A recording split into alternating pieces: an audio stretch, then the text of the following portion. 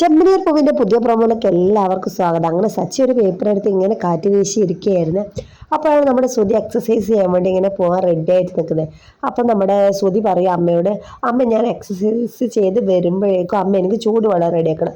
അപ്പോഴന്നെ നമ്മുടെ രേവതിയോട്, രേവതി നീ സച്ചിക്ക് കുറച്ച് ശ്രുതിക്ക് കുറച്ച് ചൂടുവെള്ളം റെഡിയാക്കണം കേട്ടോ, അവൻ എക്സസൈസ് ചെയ്യാൻ പോയിട്ട് വരുമ്പോൾ റെഡിയാക്കണം എന്ന് പറയും. അപ്പം നമ്മുടെ ആ പറഞ്ഞ വാക്ക് നമ്മുടെ സച്ചി കേട്ടു കേട്ടോ. എന്ത് കാര്യം നമ്മുടെ രേവതിയെ കൊണ്ടാണല്ലോ നമ്മുടെ ചന്ദ്ര ചെയ്യിക്കാറ്.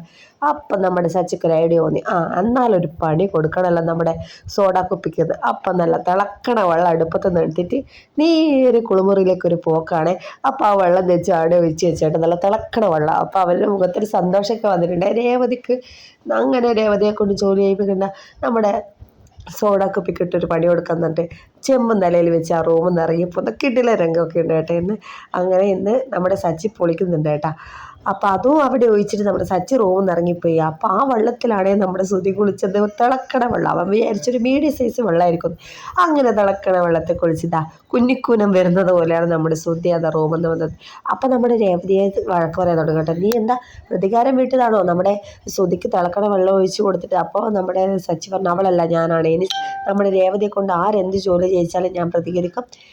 എല്ലാവർക്കും ഇതായിരിക്കും അവസ്ഥ എന്നാണ്. അപ്പോൾ ശ്രുതിയൊക്കെ ആകെ ഷോക്കായി കേട്ടോ. അപ്പോൾ ഇന്നത്തെ ചെമ്പനീർ പൂവ് അടിപൊളിയാണ്. പ്രോമോയിൽ നല്ല രംഗങ്ങളൊക്കെ ഉണ്ട്. എല്ലാവരും കാണുവാൻ മറക്കാതെ. വീഡിയോ ഇഷ്ടപ്പെട്ടാൽ ലൈക്ക് ചെയ്യുക. താങ്ക്